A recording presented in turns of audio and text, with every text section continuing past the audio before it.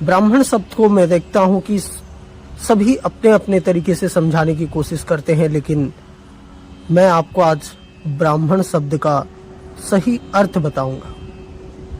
ब्राह्मण शब्द को आजकल गलत प्रयोग करने के पीछे बहुत कारण माना जा सकता है, लेकिन ये एक जातिवाचक संज्ञा के रूप में प्रयोग कर रहे हैं, जबकि ब्राह्मण शब्द सही में देखा जाए तो गुणवाचक विशेषण है। जाति और गुण ये दोनों बहुत ही अलग हैं। कहने का तात्पर्य यह है कि कोई भी व्यक्ति जो ज्ञानवान है वह ब्राह्मण है। एक श्लोक है, जन्मना जायते बालः संस्कारादि योच्यते वेद पाठी भवेद विप्रः ब्रह्म जानति स ब्राह्मणः। बालक जब यज्ञोपवीत संस्कार के पश्चात द्विज वेदाध्ययन के पश्चात विप्र और ब्रह्म ज्ञानी होने के बाद ब्राह्मण बनता है। ब्रह्म ज्ञानी वह है जो प्राणी मात्र में ब्रह्म का दर्शन करता है, अथवा आत्मवत सर्वभूतेषु का व्यवहार करने वाला ही सच्चा ब्राह्मण कहलाता है।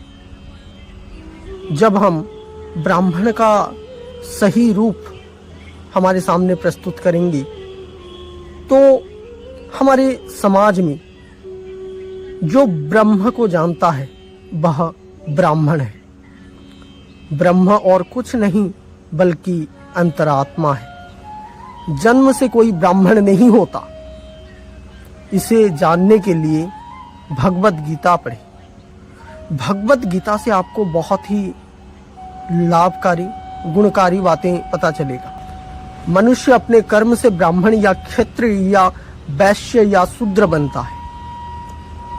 ऋषि वाल्मीकि का उदाहरण लेकर के हम समझें। ऋषि वाल्मीकि का जन्म रत्नाकर के रूप में हुआ था, जो एक शूद्र था, लेकिन वह ब्राह्मण बन गया क्योंकि उसने अपने वास्तविक स्व का बोध किया।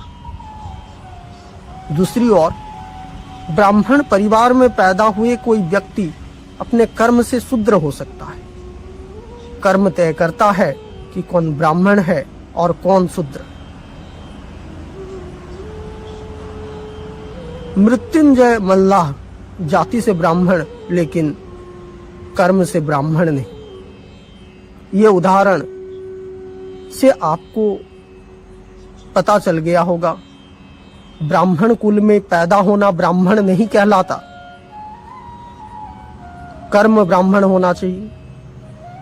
कर्म अगर ब्राह्मण होगा तो सब कुछ ब्राह्मण कहा जाएगा।